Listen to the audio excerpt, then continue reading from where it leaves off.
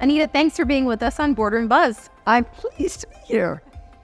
So, given the current business and regulatory landscape, what's the number one issue that directors need to focus on to enhance their oversight?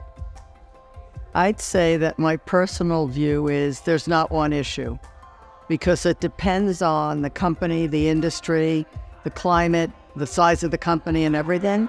So instead of one issue, I think directors need to make sure they're staying abreast on their skills around people and leadership, because it's all about your team, and digital and technology, because the only way you're going to be able to manage both the risks, oversight, and opportunities is to really be more aware of what questions to ask. You don't have to be deep, but you need to know what questions to ask about the systems, the technology, the digital. What experience outside the boardroom surprisingly influenced how you approach your role as a director?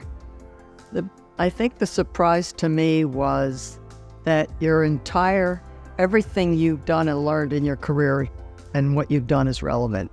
It's not like a day job where people care about what you did in the last 10 years.